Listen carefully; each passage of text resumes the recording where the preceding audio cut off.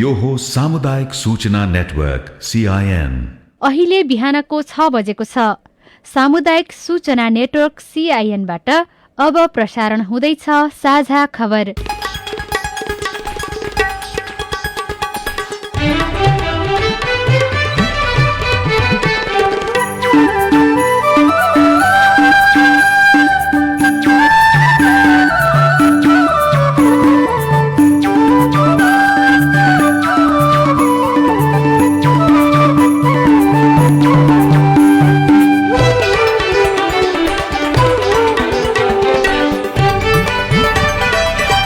शुभ प्रभात। यो CIN को साझा खबर हो। स्नेहा कर्णसँगै लील प्रकाश चन्दको तपाईलाई स्वागत छ। सामुदायिक रेडियोबाट देशैभरि एकैसाथ प्रसारण भइरहेको साझा खबर CINखबर.com र मोबाइल एप CIN बाट पनि सुन्न सकिन्छ। आज 2078 साल असार 12 गते शनिबार, जुन 26 तारिक सन् 2021, नेपाल सम्वत 1141 ज्येष्ठ कृष्ण पक्षको द्वितीया तिथि। आज लागू पदार्थ तथा अवैध तस्करी विरुद्धको अन्तर्राष्ट्रिय दिवस। साझा खबरमा प्रमुख खबरका शीर्षकहरू। समुदायमा कोरोना संक्रमणको परीक्षण गरिँदै 13,000 नमुना संकलन गरिने। खोप नआए डेल्टाको नयाँ म्युटेसन थप भयावह हुन सक्ने। भेरोसेलको पहिलो मात्रा लगाएकालाई असार 22 देखि दोस्रो मात्रा दिइने। प्रतिनिधि सभा विघटनको मुद्दामा निवेदकको पक्षबाट अझै 2.5 घण्टा बहस गर्न बाँकी। कांग्रेस नेतृत्वमा संस्थापन इतर पक्षबाट 7 जना आकांक्षी। मन्त्री नियुक्ति सम्बन्धी सर्वोच्चको फैसलामा प्रधानमन्त्रीको असन्तुष्टि। सीमा क्षेत्रमा भारतको मनपरी 10 गजा आसपास बाँध, तटबन्ध र सडक निर्माण जारी। नेपालमा पाइने मध्ये 100 प्रकारका च्याउ विषालु। आगामी 3 दिन भारी वर्षा हुने। चीनमा राजनीतिक प्रणाली सुधार गर्न श्वेत पत्र जारी। जापानमा फेरि स्वास्थ्य संकट लगाउने तयारी। रुसमा कोरोना संक्रमणको दर फेरि बढ्यो। र नेपालको फिफा वरियतामा 1 स्थान सुधार। युरोकप फुटबलको नकआउट चरणको खेलहरू आजबाट सुरु हुँदै।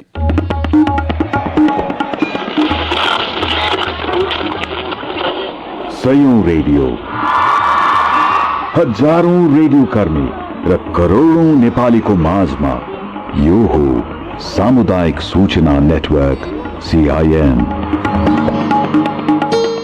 साझा खबरको सबैभन्दा सुरुमा समुदायमा कोरोना संक्रमणको परीक्षण गरिँदै गरेको प्रसंग।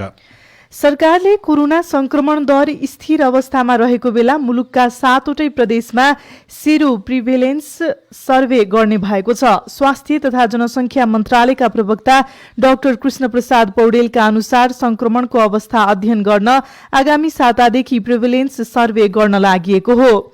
उक्त सर्वेमा सबै प्रदेशको प्रतिनिधित्व हुने गरी मुलुकभरबाट 13,000 नमुना संकलन गरिनेछ। विभिन्न उमेर समूहमा रगत परीक्षण गरिनेछ। यसबाट कुन उमेर समूहमा र कुन ठाउँमा बढी संक्रमण थियो भन्ने जानकारी प्राप्त हुनेछ।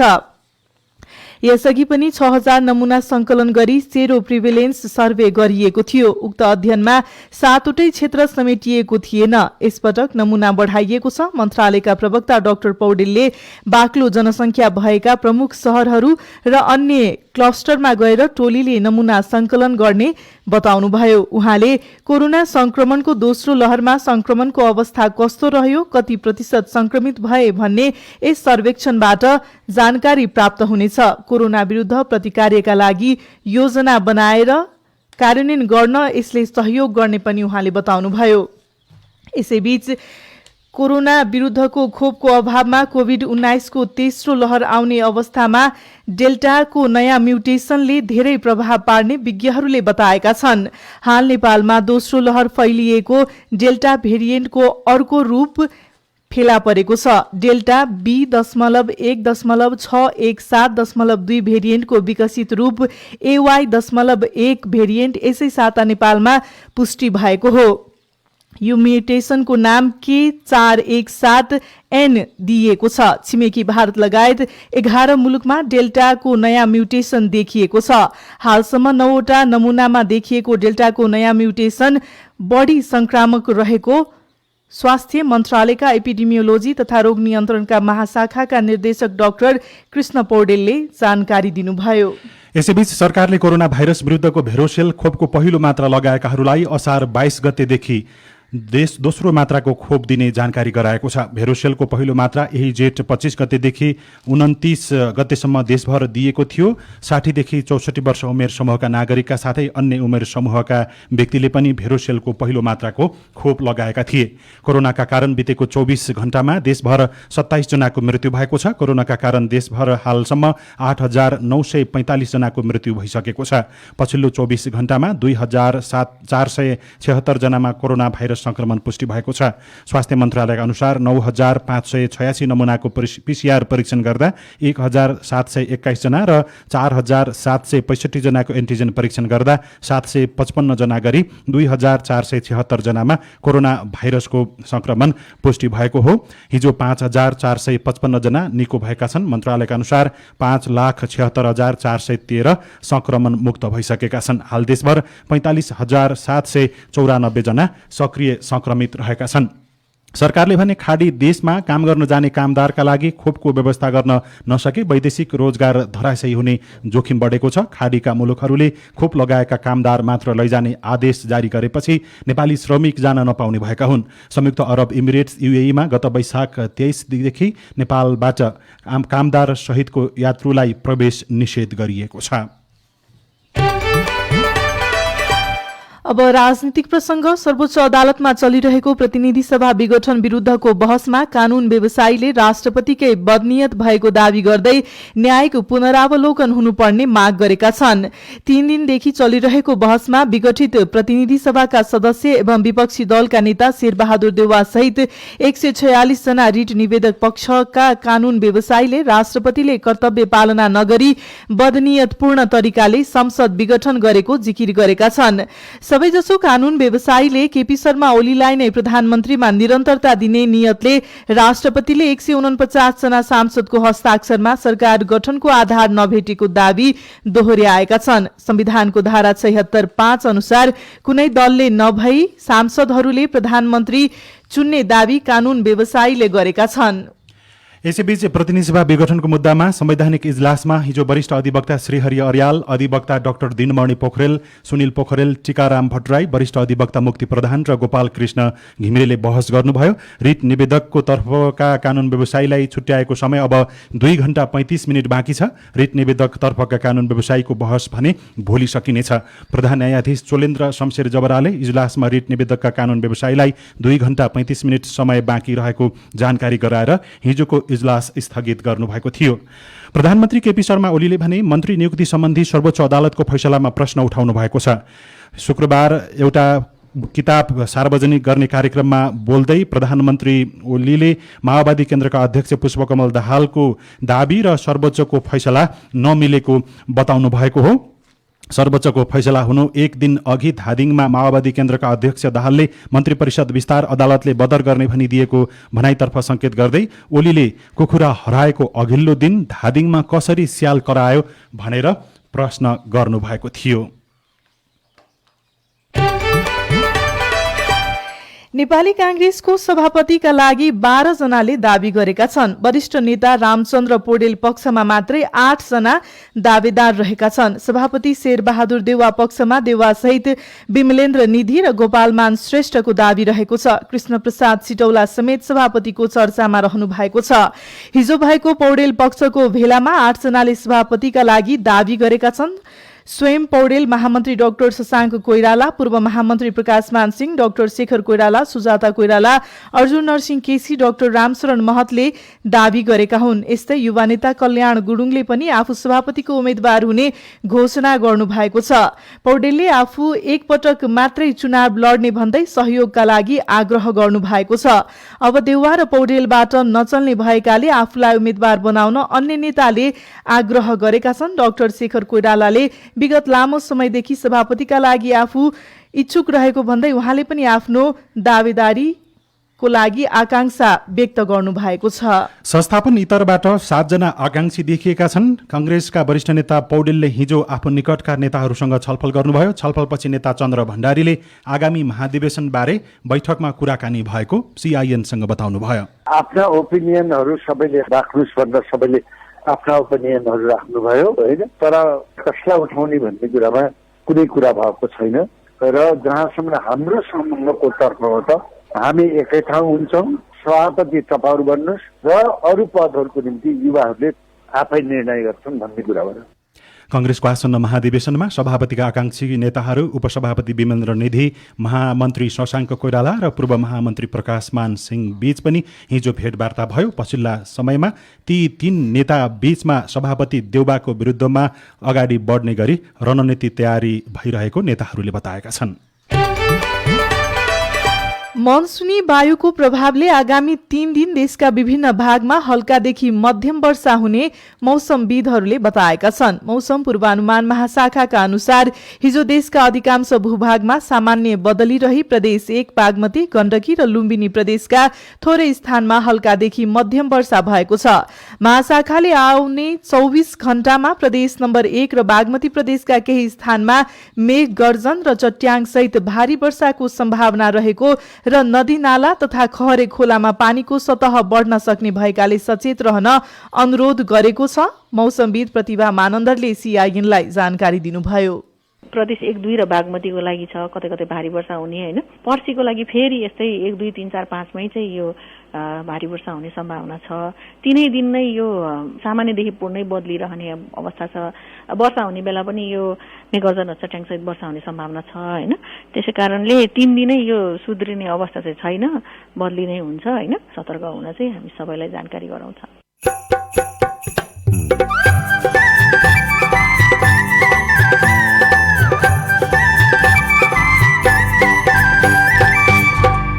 सामुदायिक सूचना नेटवर्क सीआईएन मार्फत देशभरि प्रसारण भइरहेको साझा खबरमा नेपालमा पाइने मध्ये 100 भन्दा धेरै जातका च्याउ विषालु, जहाँ तालिम केन्द्र छ त्यहाँ गएर सिकेर अथवा छिमेकी कहीँ वरिपरि ल्याइफेरि भइरहेको कतै चल्ने देखियो भने त्यहाँ गएर सिकेर गर्दा पनि हुन्थ्यो। सीमा क्षेत्रमा भारतको मनपरी 10 गजा आसपास बाँध, तटबन्ध र सड़क निर्माण जारी। चीनमा राजनीतिक प्रणाली सुधार गर्न श्वेत पत्र जारी लगायतका खबर बाँकी नै छन्। सीआईएनको साझा खबर सुन्दै गर्नुहोला।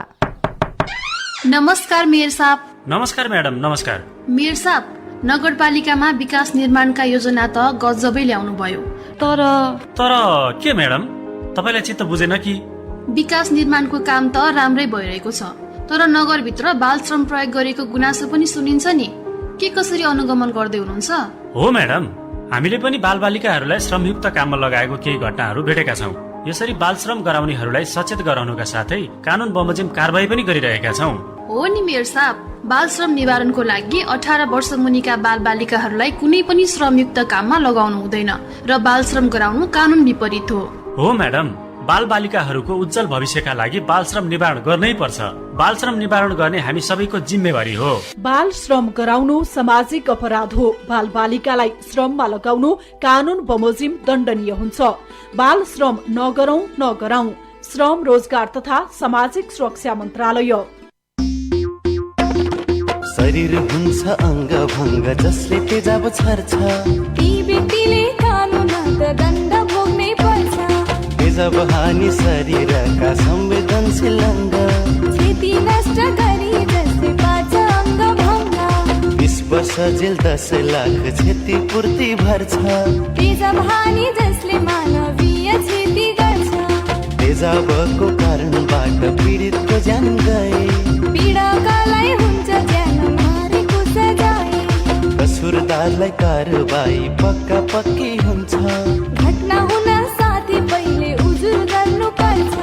कसुरदार उम्क्यो भने झन् विनाश गर्छ। तेजाब हान्ने अपराधीलाई दण्ड दिनै पर्छ। युएन ओडिसीको सहकार्यमा महान्यायाधिवक्ताको कार्यालय। कोरोनाबाट मात्र नभई मौसम परिवर्तनका कारण बालबालिकामा रुगाखोकी लाग्ने, ज्वरो आउने जस्ता समस्याहरू पनि देखिएका हुन सक्छन् भनी यस्ता लक्षणहरू देखिए लापरवाही नगरी तत्कालै स्वास्थ्य परीक्षण वा पीसीआर टेस्ट गराउनुहोस्, किनकि यी कोरोनाका लक्षण पनि हुन सक्छन्। जनहितका लागि राष्ट्रिय स्वास्थ्य शिक्षा सूचना तथा सञ्चार केन्द्र र प्लान इन्टरनेशनल नेपालद्वारा प्रसारित सन्देश। सामाजिक रूपान्तरणका लागि यो हो सामुदायिक सूचना नेटवर्क सीआईएन। तपाईँ अहिले देशभरिका सामुदायिक रेडियो सीआईएन खबर.com र मोबाइल एप सीआईएनबाट एकैसाथ साझा खबर सुन्दै हुनुहुन्छ। अब आज काठमाडौँबाट प्रकाशित पत्र पत्रिकाहरूको खबर। कान्तिपुर दैनिकको पहिलो पृष्ठमा सीमा क्षेत्रमा भारतको मनपरी शीर्षकमा खबर लेखिएको छ। सीमावर्ती क्षेत्रमा बनाइएका अनधिकृत भौतिक संरचना हटाउनुको सट्टा भारतले नेपाली भूभागलाई थप असर पुग्ने गरी बलमिच्याईपूर्वक निर्माण कार्य जारी राखेको छ। केही स्थानमा जिल्ला प्रशासन कार्यालय र सशस्त्र प्रहरी बलको पहलमा काम रोकिए पनि दीर्घकालीन असर पार्ने पर्खाल सड़क, बाँध, तटबन्ध निर्माणका काम भारतले धमाधम अघि बढ़ाइरहेको छ। सीमावर्ती क्षेत्रमा बनाइएका यस्ता संरचनाका कारण बर्खायाममा नदी खोलाको बहाव रोकिँदा नेपाली भूभाग वर्षेनी डुबानमा पर्ने गरेको छ।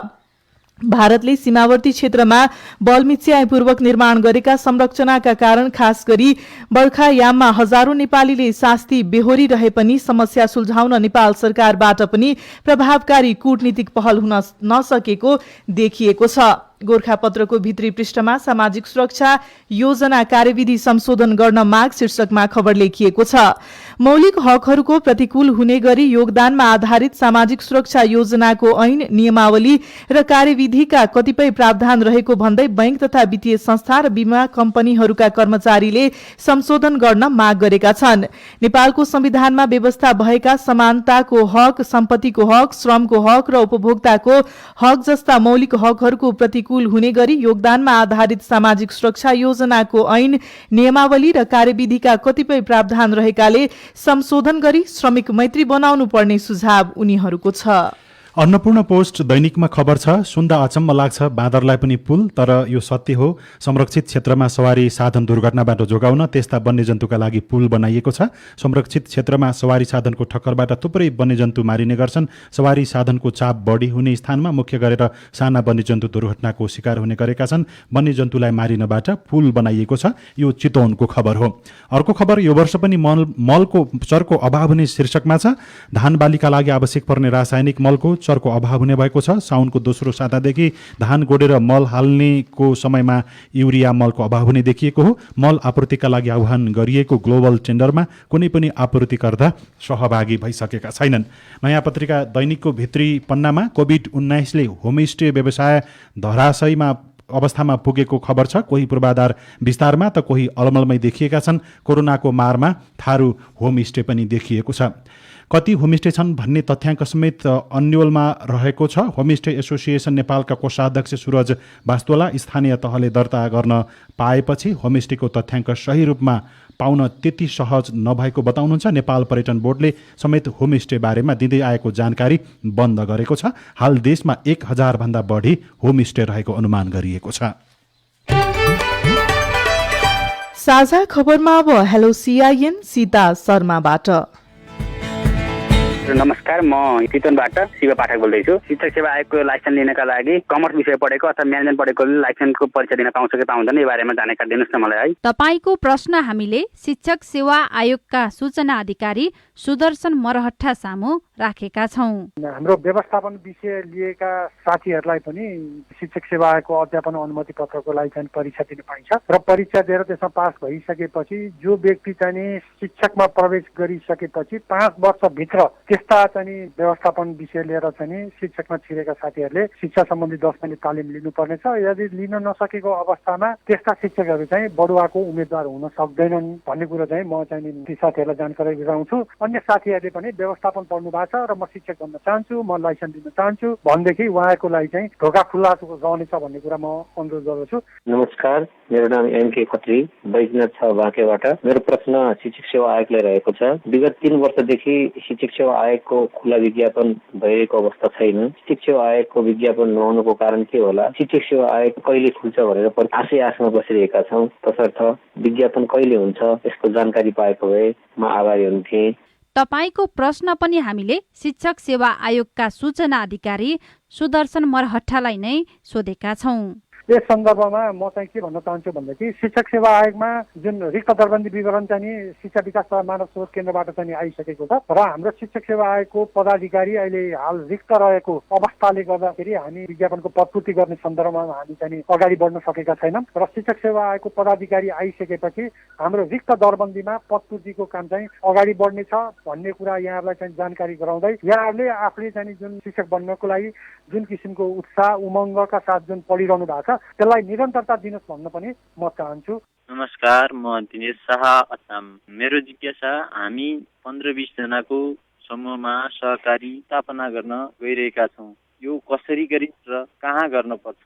जवाफ दिँदै हुनुहुन्छ सहकारी विभागका सूचना अधिकारी सुरेन्द्र राज पौडेल। सहकारी खोल्ने भनेको चाहिँ बचत ब्याङ्कको सहकारी संस्था खोल्न सकिँदैन। अन्य किसिमको सहकारी संस्था खोल्नु पर्यो भने आफ्नो स्थानीय तहमा गएर खोलियो। त्यसको दर्ताको प्रक्रियाको लागि त्यसको चाहिँ के चाहिन्छ भन्ने कुरोमा विभागको वेबसाइटमा दर्ता दिग्दर्शन भनेर हामीले राखेका छौँ। हाम्रो विभागको वेबसाइट भिजिट गर्न भन्नुहोस्, त्यो भइदियो भने चाहिँ सबै विषय त्यहीँबाट खोल्छ। तपाईँ जुनसुकै बेला हाम्रो टेलिफोन नम्बर 015260-646 फोन गरेर दिएको निर्देशन अनुसार आफ्ना प्रश्न, प्रतिक्रिया र गुनासो रेकर्ड गराउन सक्नुहुनेछ। अब विदेशको खबर। रुसमा फेरि 20,000 भन्दा बढी नागरिकमा कोरोना भाइरसको संक्रमण देखिएको छ। रुसमा गएको 24 घण्टा यता 20,393 जना नागरिक संक्रमणमा परेको त्यहाँका सञ्चार माध्यमहरूले बताएका छन्। यो समेत गरी हालसम्म त्यहाँ 54,09,000 भन्दा बढी कोरोना भाइरसका संक्रमित भेटिएको जानकारी दिएको छ। जापानमा भने फेरि स्वास्थ्य सङ्कटकाल लगाउने तयारी गरिएको छ। स्वास्थ्य मन्त्री टमुरा नोहिहिसाले सरकारले फेरि अर्को पटक सङ्कटकाल घोषणा गर्न सक्ने बताउनु भएको हो। उहाँले कोरोना भाइरसको महामारी अपेक्षित रूपमा न्यूनीकरण नभएको र टोकियो ओलम्पिकलाई बाधा नपुगोस् भन्ने उद्देश्यले फेरि सङ्कटकाल लगाउन आवश्यक पर्न सक्नेमा जोड दिनुभएको हो। चीनमा राजनैतिक प्रणाली सुधार गर्न श्वेतपत्र जारी गरिने भएको छ। चीनले आफ्नो राजनैतिक प्रणालीलाई अझ परिष्कृत र विशिष्ट पहिचान सहितको बनाउन श्वेतपत्र सार्वजनिक गरेको हो। चीनको राज्य परिषदले शुक्रबार चीनको राजनैतिक दल सम्बन्धी प्रणाली सहयोग र परामर्श नामको श्वेतपत्र सार्वजनिक गरेको छ। श्वेतपत्रमा चिनिया कम्युनिस्ट पार्टीको नेतृत्वमा बहुदलीय सहयोग र राजनैतिक परामर्श प्रणालीलाई थप मजबुत बनाउने तथा यसलाई चीनको राजनैतिक संरचनाको आधारभूत तथ्यका रूपमा अङ्गीकार गरिने उल्लेख गरिएको छ। अब खेल खबर। विश्व फुटबलको सर्वोच्च निकाय फिफाको महिला वरीयतामा नेपालले एक स्थान सुधार गरेको छ। फिफाले हिजो सार्वजनिक गरेको महिलाको नयाँ वरीयतामा नेपाल 100औं स्थानमा उक्लिएको छ। अघिल्लो पटकको वरीयतामा नेपाल 101औं स्थानमा रहेको थियो। एसियाली राष्ट्रको वरीयतामा भने नेपाल 21औं स्थानमा रहेको छ। नेपाल भलिबल संघले मनवीर त्यालको संयोजकत्वमा खेलाडी छनौट समिति गठन गरेको छ। संघको हिजो बसेको केन्द्रीय समिति बैठकले एसियन महिला सिनियर च्याम्पियनशिपको खेलाडी छनौटका लागि छन्त्यालको संयोजकत्वमा समिति गठन गरेको हो र 16औं संस्करणको युरो कप फुटबलको नकआउट चरण अन्तर्गत आजबाट खेलहरू सुरु हुँदैछन्। नकआउट चरण अन्तर्गत आज राति 2वटा खेलहरू हुनेछ। पहिलो खेलमा वेल्स र डेनमार्क बीच राति 9:45 मा र दोस्रो खेलमा इटाली र अस्ट्रिया बीचको खेल राति 12:45 मा सुरु हुनेछ। जंगली विषालु च्याउ चिन्ने विधि र प्रक्रिया रेडियो रिपोर्ट। अरू खबर र कार्टुन पनि बाँकी नै छ। CIN को साझा खबर सुन्दै गर्नुहोला। के तपाईलाई लामो समयदेखि निन्द्रा नलाग्ने, छटपटी लाग्ने, नकारात्मक सोचाइ आउने, दैनिक क्रियाकलाप गर्न मन नलाग्ने, धेरै चिन्ता लाग्ने, धेरै रिस उठ्ने, नरमाइलो लाग्ने, दिक्क लाग्ने, कोहीसँग बोल्न मन नलाग्ने, आत्महत्याको सोचाइ तथा आत्महत्याको प्रयासहरू गर्ने वा अरू यस्तै मनसँग सम्बन्धित लक्षणहरू छन् भने तपाईलाई मनोसामाजिक समस्या भएको हुन सक्छ। यस्तो लक्षणहरू देखिएमा आफ्नो नजिकको व्यक्तिलाई जानकारी गराई आफ्नो शारीरिक तथा मानसिक स्वास्थ्यमा विशेष ध्यान दियौं र मनोसामाजिक सहयोगको लागि मनोविमर्शकर्तासँगै सहयोग लिनुहोस्। नागरिक आवाजद्वारा जनहितमा जारी सन्देश। के तपाईँ कोभिड संक्रमण भई घरमा आइसोलेसनमा बस्दै हुनुहुन्छ? त्यसो भए निम्न कुराहरूमा ध्यान दिनुहोस्। जथाभावी रूपमा औषधिको सेवन नगर्नुहोस्, पोसिलो तथा झोलिलो खानेकुरा खानुहोस्, व्यायाम गर्नुहोस्, स्वास्थ्यकर्मीसँग नियमित परामर्शमा रहनुहोस्। कोभिड-19 सम्बन्धी परामर्शका लागि 1133 र 1115 मा सम्पर्क गर्नुहोस्। वर्ल्ड भिजन इन्टरनेशनल नेपाल र CIN। सामाजिक रूपान्तरणका लागि यो हो सामुदायिक सूचना नेटवर्क CIN। साझा खबरमा अब विषालु च्याउ पहिचान गर्ने तरिका। विभिन्न आकार, प्रकार, स्वरूप र रंगमा पाइने च्याउ मिठो पनि हुन्छ, तर यसको गुण नचिनी खाँदा च्याउले ज्यानै लिन सक्छ। जंगलमा पाइने विषालु च्याउ खाएर नेपालमा वर्षेनी कतिजनाको मृत्यु हुन्छ यकिन तथ्याङ्क त छैन, तर च्याउ खाएकै कारण मृत्यु हुने र बिरामी पर्ने क्रम दोहोरिरहन्छ। झिल्केटोल उदयपुरका विमल दनवार वर्षायाम लागेसँगै जंगलमा थरी थरी जातका च्याउ पाइने भएकाले उहाँ च्याउ टिप्न जंगल गइरहनुहुन्छ। गाउँका सबै जसोले जंगली च्याउ खान्छन्, तर च्याउको गुणस्तरीयतामा भने ध्यान दिएको पाइँदैन। अध्ययन गरेर होइन, परम्परागत जस्तै बजारहरूले अब ल्याएर होइन यस्तो च्याउ चाहिँ खानुहुन्छ भनेर देखाउनुहुन्छ नि त होइन, अनि त्यस्तो च्याउ चाहिँ ल्याएर खाइन्छ। काठमै पलाउँदै सखुवाको उसमा पलाउने त्यो चिनिहाल्ने थियो कि आफै राम्रोसँग पखालेर खानु पर्यो। देशभरि जस्तो मकवानपुरको राक्सिराङ गाउँपालिकामा पनि जंगली च्याउ खाने चलन छ। जंगलमा पाइने विषालु च्याउ खाएकै कारण गाउँपालिकाको वडा नम्बर 9 मा यसपटक 7 जना बिरामी परिसके। वर्षेनी 2-3 जनाको मृत्यु हुने गरेको छ। गाउँपालिकाका अध्यक्ष राजकुमार मल्ल विषालु च्याउको पहिचान नगरी खाँदा मानिसहरू बिरामी पर्ने गरेको बताउनुहुन्छ। जंगललाई नै खाने कामले भएको छ र हामीले त्यो कुरोमा सोच बनाएका छौँ। आगामी दिनमा चाहिँ जंगली च्याउहरू यसरी वनचरी खान हुन्न भनेर चाहिँ यसलाई चाहिँ एउटा विज्ञद्वार ल्याएर चाहिँ हामी ठाउँ ठाउँमा एउटा कार्यक्रम गर्ने योजना पनि हामी तयारी गरेका छौँ। नेपालमा 1300 प्रकारका च्याउ पाइन्छ। तीमध्ये झण्डै 100 प्रकारका च्याउ अत्यन्तै विषालु प्रकारका हुन्छन्। नेपालमा पाइने मध्ये 147 प्रकारका च्याउ मात्रै खान योग्य छ, तर खान योग्य र विषालु च्याउ चिन्न नसक्दा धेरै नोक्सानी हुने गरेको छ। सामान्यतया हेर्ने बित्तिकै च्याउ विषालु हो कि होइन छुट्याउन सकिँदैन। खान मिल्ने च्याउको पहिचान कसरी गर्ने? च्याउ विज्ञ डाक्टर महेश कुमार अधिकारी। आयुर्वेदले चाहिँ सकेसम्म च्याउ नखाऊ भन्छ, परालमा उम्रेको च्याउ खाऊ भन्छ है। परालमा कुनै कुनै च्याउहरू फेरि नखाने च्याउहरू पनि छन्। यो पाश्चात्य सभ्यतामा त्यसरी विषालु च्याउ छुट्याउने तरिका अहिलेसम्म निकालेको छैन, कसैले पनि निकालेको छैन कि। त्यसैले यो चिनिराखेका मान्छेले ल्याएको छ, खाइराखेका छ, खाने च्याउ हो भनेर खाएर देखाउँछ भने त्यो खाने, नभए नचिनिकन नखाने। तिखर गन्ध आउने, बैजनी तथा गाढा रातो रंग वा रंगहीन च्याउहरू विषालु हुन्छन्। हेर्दा आकर्षक देखिने र किरा नलाग्ने च्याउहरू पनि विषालु हुन सक्छ। च्याउ पानीमा डुबाउँदा पानी निलो अथवा कालो भएमा भाँडामा नै रंग सरेको देखिएमा पनि त्यस्ता च्याउ विषालु हुन सक्छ। तर ल्याबमा नजाँची यसको गुणस्तरीयता पत्ता लगाउन भने नसकिने च्याउ विज्ञ हरिहर अधिकारीको भनाइ छ। च्याउ पनि पिएचडी गर्ने मान्छेले पनि अब ल्याब टेस्ट नगरिकन यो यही हो विषालु हो होइन भन्न गाह्रो पर्छ होइन। अब यसको लागि उहाँले के छ भने च्याउ खाने इच्छा लाग्छ भने अब कृषि केन्द्र अथवा गाउँपालिका अथवा जहाँ तालिम केन्द्र छ त्यहाँ गएर सिकेर अथवा छिमेकी कहीँ वरिपरि फेरि भइरहेको कतै चल्ने देखियो भने त्यहाँ गएर सिकेर गर्दा पनि हुन्थ्यो। सकेसम्म आफूले नचिनेको च्याउ खानु हुँदैन भने 2 थरी च्याउलाई एकसाथ मिसाएर खान हुँदैन।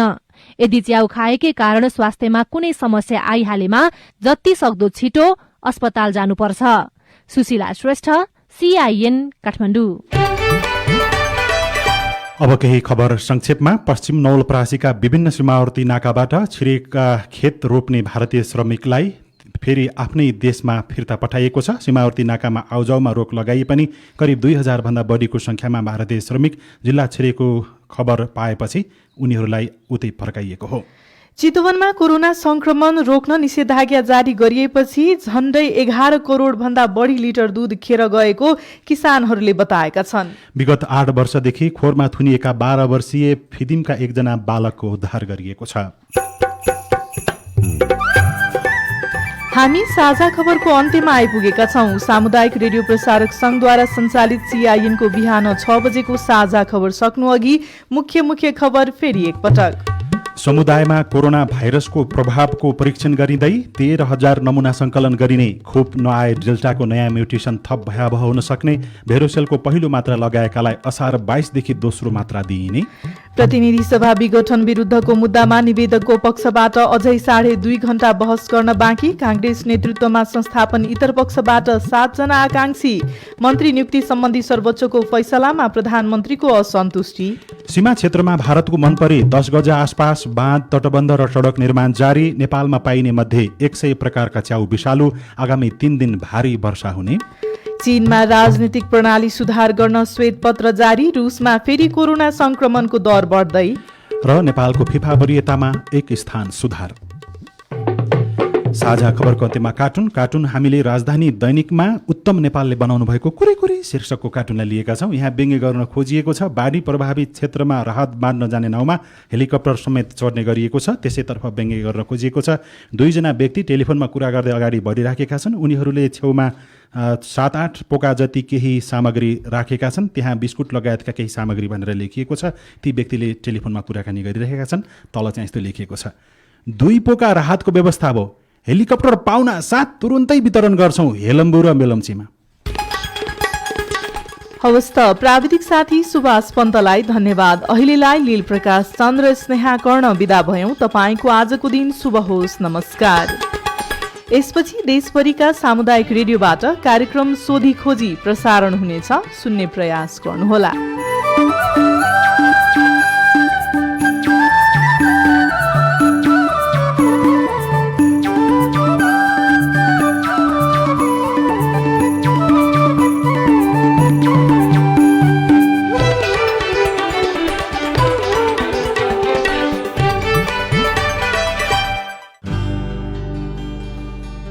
शांति